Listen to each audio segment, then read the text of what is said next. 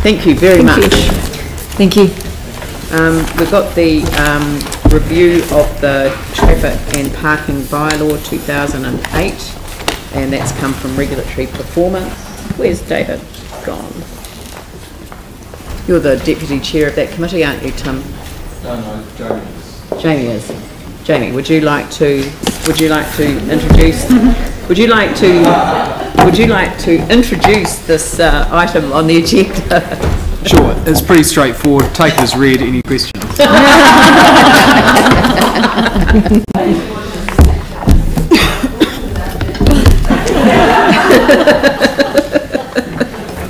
Yeah, I was actually at Midwife when we had this meeting, so I wasn't there anyway.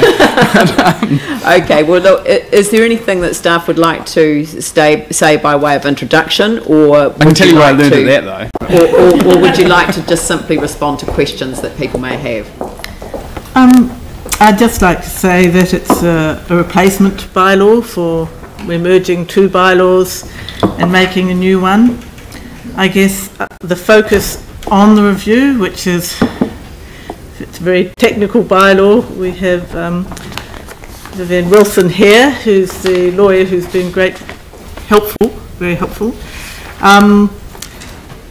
I think just to make it really clear that, and because I think when people say, oh, the traffic and parking bylaw, people need to note that consultation on this proposed bylaw and the changes it introduces do not remove the requirement for council to consult with local and affected communities about specific issues such as cycleways, residence parking areas and no stopping zones.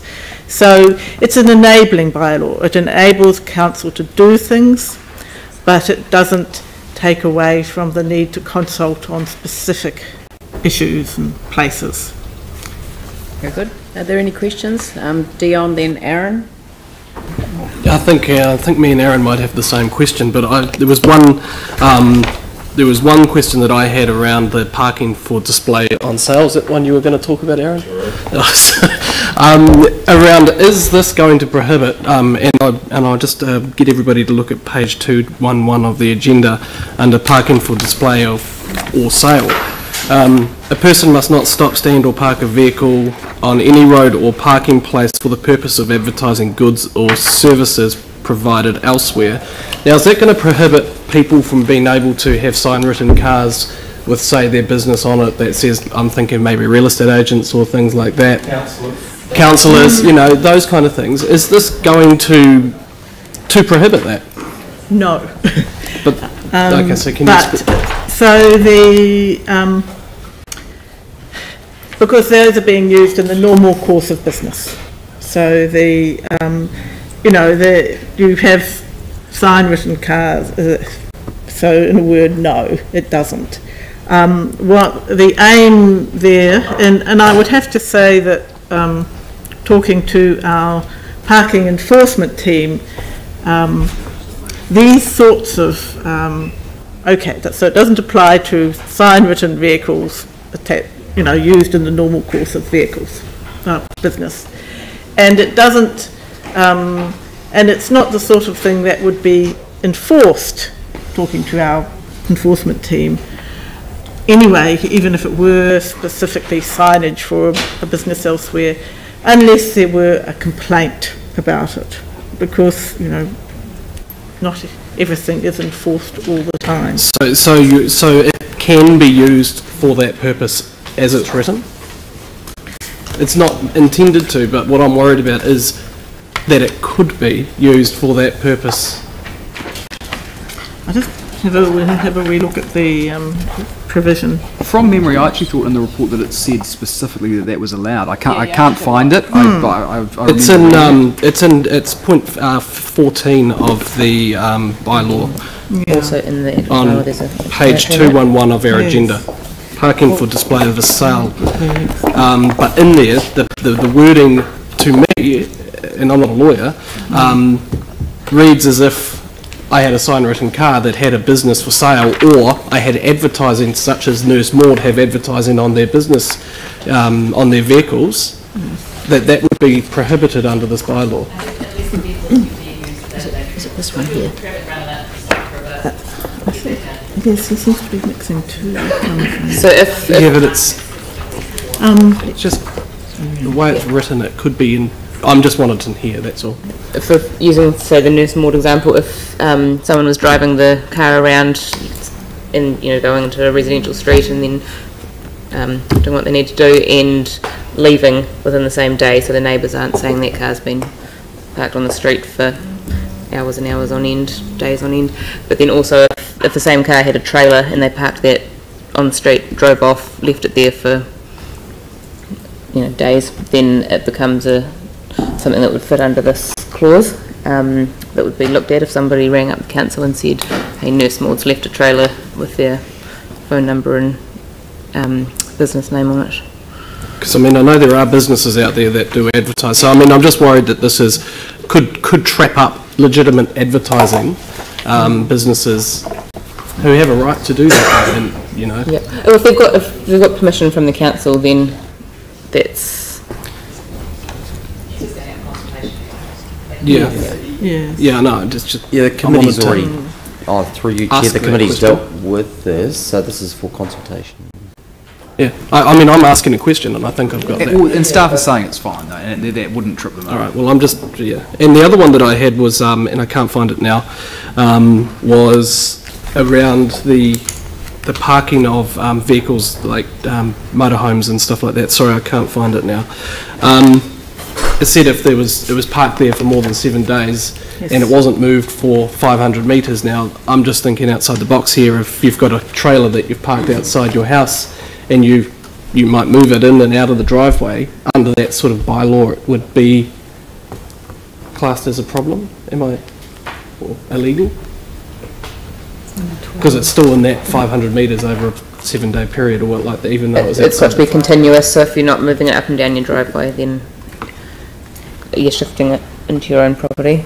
So it's the continuously just being left on within the 500 metres is what it was. On the road, but this particular clause, which has been reworked, is there,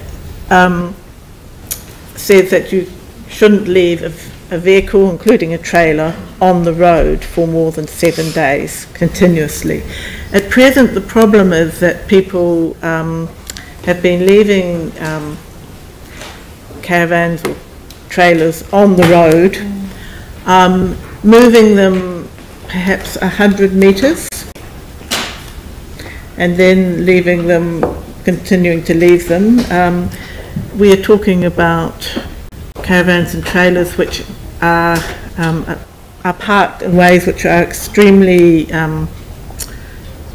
annoying and often a nuisance and possibly a safety hazard for people within the locality.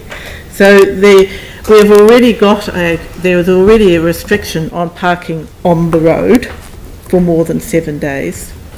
This clause is attempting to deal with those people who try to avoid it by moving it just a few metres up and down the road.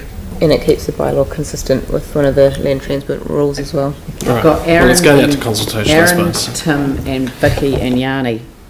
Gosh, I'm going to have to go, so we're going to have to reschedule the living wage one. I'm just worried about all these people here. No, we don't. And I think they're feeding the meters. so Why don't we shuffle it around then? No, we're not going to have time to do it between now and 5 minutes. So what I'm going to suggest is that Andrew will take over and we'll come back to it at 12:30. So, sorry. Right, carry on. Yeah, so mine's a follow-on point from Dion's around, because last week on Nationwide Talkback and in other forms of media, we were a bit of a laughing stock as a city for even suggesting that you can't put a for sale sign in your car. And I know there's 2 other councils in New Zealand that do it, but there was the feedback is pretty overwhelming that people feel you should be able to have a for sale sign or advertise your business in a vehicle. So my question is around with the bylaws are there to solve a problem. What's the problem we're trying to actually solve by saying you can't put a for sale sign in your car window? I guess there are sort of a couple of different examples of using the for sale sign in your car. There's where it's your car that you actually are still using, and you've got a for sale sign and are driving around using it day to day, and then other cars that are parked up on road reserve, or a length of stretch of road with multiple cars all parking in the same spot with for sale signs on, and are not being used for the day to day use. They're just being parked there for the purpose of selling only, and sometimes it's on park reserve, sometimes it's on road reserve, and sometimes it's also around quite busy areas where there are bus stops and playgrounds and those sorts of areas. So there's a complication with Can I just remind people that this is going out for consultation, the special consultant procedure. We are. So I really think that councillors should be directing, what's the word, administrative questions. What's the word I'm looking for? I'm looking for a word. You should really be focusing on just the technical issues, not the substance of it, because we're going out for consultation. So unless somebody's got an amendment that they want to move about how it goes out for consultation. Yes, my apologies for being out of the room when it was introduced, and I would have said that this is a subject that is going out to consultation. The Regulatory Performance Committee have had a briefing from staff on the subject matter, and we're recommending that this go out for a consultative process. It obviously will then come back, and there is the opportunity for further amendment later on. So I agree with you, Leanne, that we don't need to get into too much technical detail at this stage. Yeah, but now I've got but Aaron hadn't finished, and then I had Tim, and then I had Vicky and Yanni. Okay, then if that's the way you prefer to go, I would like to move an amendment then that we remove 14.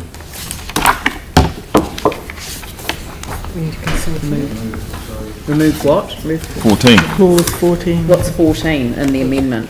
Sorry, in the resolution. Parking for display or sale. Part 14, page 11. Can I just? You're not amending the resolution by saying that. So, but that's not the point. And can I just caution, when you want the public to have some input, sometimes it's better to have it in the document so that people's attention are drawn to it. If you remove it, then nobody will make a submission on it.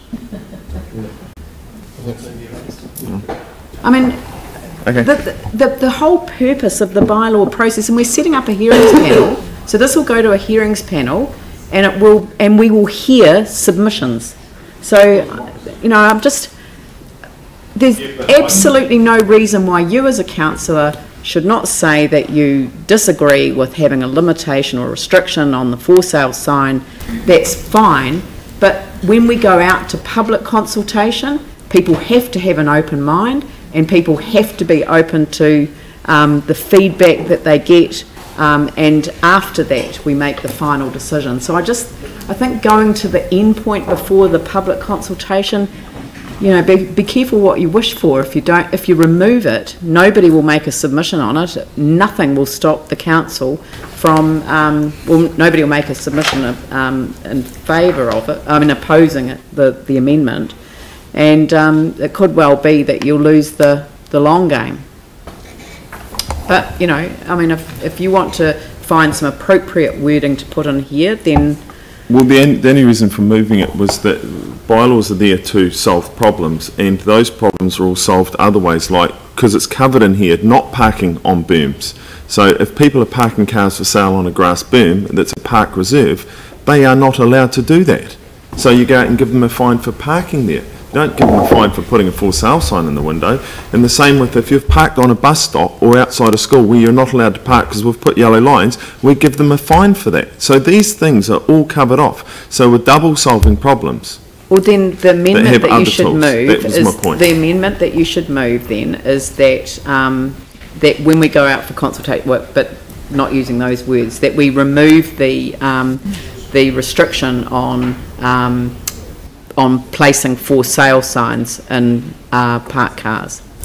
Whatever I wonder if it's worth clarifying here that there's no restriction on placing a for sale sign in a parked car. That's not what the bylaw is about. The bylaw is about when cars have a for sale sign in the back and they're specifically parked on a length of road for that purpose, and they either restrict other people parking in that place, or they cause a distraction for drivers that causes a safety risk. So we're not focusing on someone who's trying to sell their car, drops their kid off at school, parks their car, takes their kid in, walks out again. That is not a breach of the bylaw. And similarly, if they take that car to work, they park it on the road for work and the sale sign's in the back of it, that is not a breach of the bylaw where somebody would come along and say, you're in breach, because you're using the car for day-to-day travel.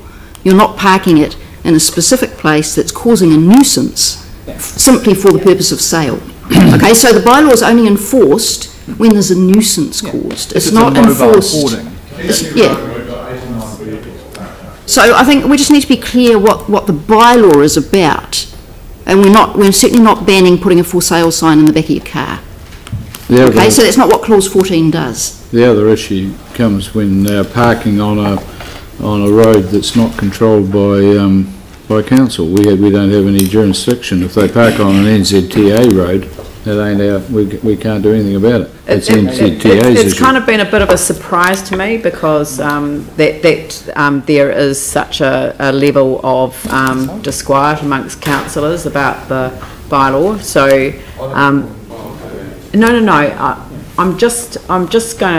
I'm going to say that, I mean, if we can't move this on today, it would have been really good to know that people had these concerns beforehand. It is useful because it enables me to structure the meeting. I understood that there was no issue with this at all, so because it's going out to public consultation, but clearly there is an issue. One or two councillors, remember, isn't the whole council? Yes, I understand that, but if the upshot is that we're going to have another 4 speakers on the subject, then I would much rather just defer it. Could I not move that the item's put then? Yeah, I was just... Well, I don't think under the standing orders I can accept that when I haven't even started the debate. I've only put questions. So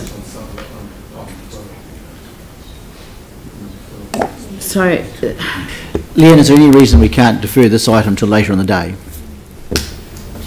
Well, I don't know. I'll leave the next chair to decide that. You could put the motion. I can't see why we can't. Can't put the motion if there's been no debate. Could I suggest that maybe we defer it to later in the day, and those questions that we have, we can put to staff, and then if it comes back, they can actually answer those questions.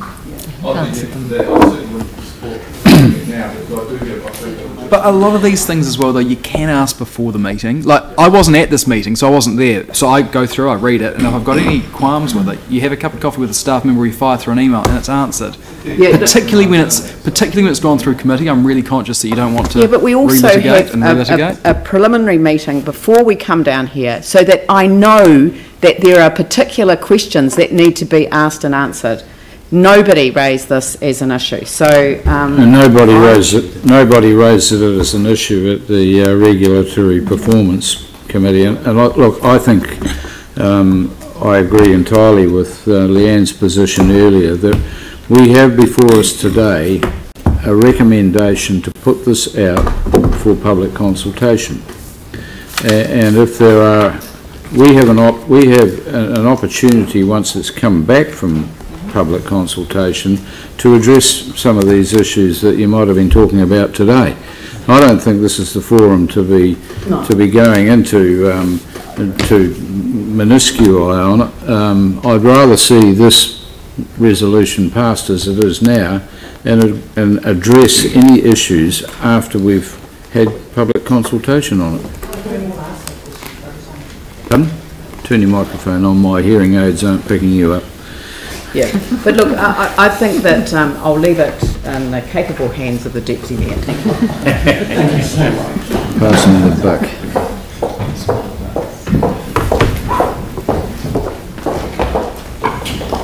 Okay, so noting that we've just heard from the chair of the committee, noting that there are people that sat on the committee that did have the opportunity to raise questions and deal with the issue then, but also noting the comment that Vicky has just made, I think if we can rattle through these questions quickly, and if we can keep our questions relevant to the matters that we're considering now, which is what we're going out for consultation on and the way that we're going out to consult, we probably can get through these three in that context reasonably quickly, I would hope so. So, people that have indicated questions, Glenn, Tim, Yanni, Glenn. Thank you. Mine's a process question. Could we please have a definitive call on whether or not a motion can be put prior to debate? I don't remember this. Maybe, yeah, I know the standing order. Regardless, I'm not intending doing this. I'm taking questions and then we'll have debate and then we'll deal with the motion in the normal way. Tim. Thank you. We've got a specific issue in our area with regards to a gentleman who's got I describe them as doer-uppers, a trailer with a car on it, a caravan, which is interesting to say the least, and a pop-up caravan. And this individual moves them around every day from one side of the road to the other, around the corner. There is one gentleman going blind who spends all his time in his garden. He does a beautiful job, and this guy just parks this car and trailer. I don't see how this will protect those locals on the three roads that are affected by this one gentleman who knows how to play the game, because our enforcement team have done and have been outstanding in what they do, but they are as frustrated as my local community is. So how does 12 deal with this individual who is causing issues for really good residents around the place? Yes, we did work with the parking enforcement people. Specifically on this, and so has Ms Wilson. I'll let Helen. So the requirement now is the 500 metres, and moving something 500 metres is specifically designed to discourage that sort of behaviour, because 500 metres is quite a long way to move it and is well outside of his ability to have any surveillance of it when it's parked that far away. I debate that, because he goes from Fisher Ave to another street, you know, like it's 7 days to I totally see where you're coming from, but this guy is specifically mindful of that. Yes, and I guess I would note that a bylaw is probably not the way to address one individual causing a specific problem like that, and a one-on-one approach to that particular individual is more likely. That has been interesting, to say the least, but it's certainly, this happens not just in my area and this one gentleman, it has happened elsewhere in the city as well. So it is, I'm just bringing it up, it is a frustration. Agreed. It's the sort of thing that may of course generate submissions that come up with ideas that we might want to look at as to other ways that we can address this particular issue. There have been a number of issues suggested by a number of the locals, but we won't go there. Okay. All right, thank you. Yanni. I just want to raise a process question to the chair, that we've got a huge number of people that have come in for a specific item. Yes. We're talking about the living wage and people's, being treated fairly and paid fairly. Yes. The time that we're spending, can we not just put this on hold, even just put it to the afternoon and hear the item that people have come in, because a number of us have questions and it is becoming a bit embarrassing in my view. We have free parking. So the mayor has indicated, as she was chairing the meeting, that we would now consider the living wage item at 12:30. So that's what the chair of the meeting has agreed, that we, or as noted, that we will now deal with that at 12:30. We had hoped to do that at 11:30. That wasn't possible. 12:30 is the time that's been indicated. My role is to chair the meeting in the absence of the mayor and to get through as much of the agenda as we possibly can before we get to 12:30.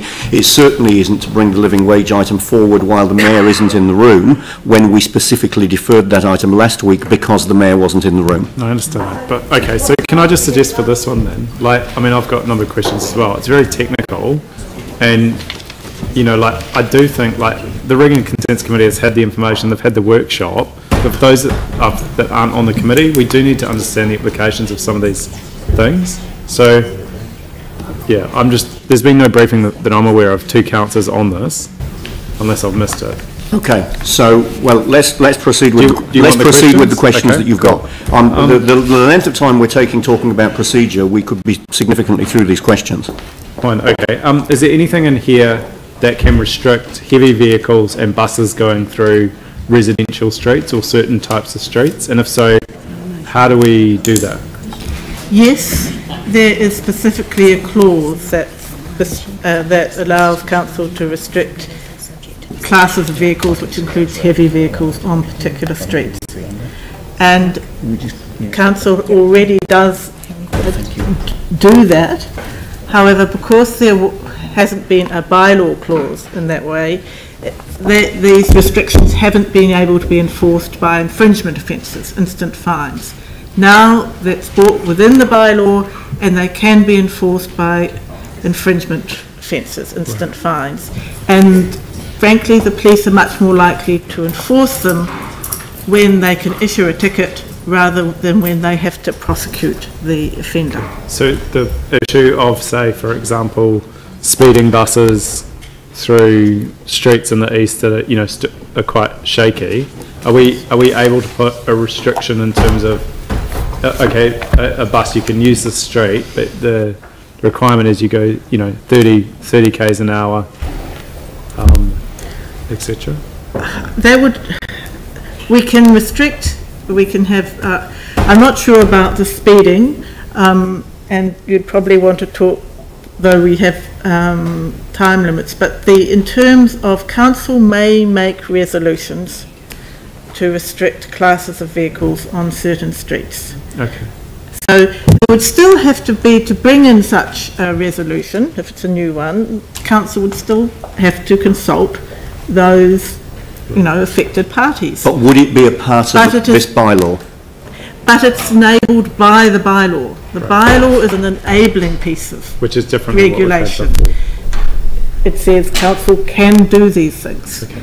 Just the other two questions I had was, there's a lot of concern around parking on grass verges, and I wasn't quite sure from reading it whether or not there's one part that says we're not,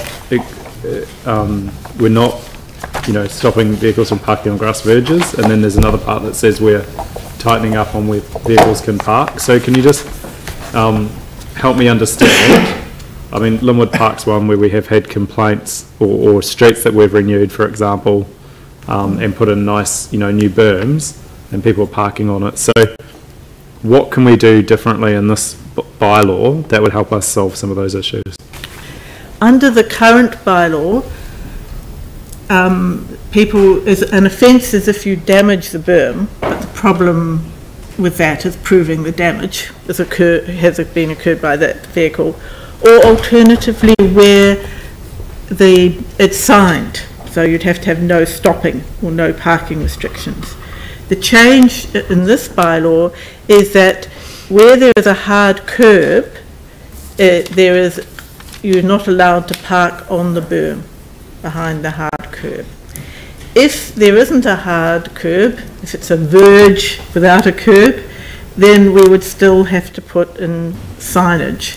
Though often the problems are you really have to do more than signage. You have to actually design put in some physical barrier, something like that. But the difference between the proposed bylaw and the current is that we don't have to put signage everywhere saying no parking on the berm. And the final question I had was around clause 10, which is the residents parking. Yes. I was just struggling to understand what changes that's going to put in place, and not quite sure how that fits into our suburban parking review, or I thought possibly a central city parking review or a residents parking policy review. So can you just help me understand what we're trying to change to this bylaw and how those other reviews feed in or don't feed into this? Well, you could say that the bylaw sits at the top. It says council can make a residents only area, parking area, or council may exempt residents from certain parking restrictions in an area. Underneath that, but it doesn't actually say that any particular area is, for example, a residents only area. underneath it, the council proposes to have a strategy, which is a citywide strategy about suburban parking. That's essentially setting out criteria, and underneath that again, or within that again, council can make resolutions. So it's, as I sort of go back to what I said, this is really an enabling piece of legislation. It just identifies the sorts of restrictions council may choose to do. So, but what's the difference to what's being proposed in clause 10, where it says there's a proposed new clause and the proposed provision provides an option for council? What's different than what we already do? I can answer that if you like, Vivian, behind you here. The way that we've set it up in the bylaw previous to this was that we had a very general provision about imposing restricted parking areas, and one of the conditions might be residence parking areas. So what we've done now is we've put in a more detailed provision about that, and it has two different types of resident parking areas. So we've actually provided a bit more detail about the types of things that we might do if we decided to do that down the track. And that's really just to give the council a little bit more direction about how we would use these residence parking areas. Before, it has been quite loose in clause 5 of the current bylaw. So really that's what I would term as an improvement to the wording, and it follows a similar example that Auckland Council have done. Thank you. Vicky. Very simple question. The definition of a motor vehicle in this is the same as the 1998 Land Transport Act. Can I just be clear that this allows for driverless or for autonomous vehicles? I'll ask. As far as I'm aware, but we can check that this afternoon, the definition of motor vehicle in the Land Transport Act does not include a driver. But it doesn't relate to whether there's a driver or not, it's whether it's got a motor. Okay, great. So the same rules apply to autonomous vehicles as to ones with drivers? Theoretically, yes. Yeah. Thank you. Great, thank you. Now, Dave, I'm assuming that you're happy to move this? Yes. And is there a seconder? Sarah? Okay. Questions have been asked and answered. I'm assuming there's not too much to debate here. I'll put the motion. All those in favour? Against? That's carried.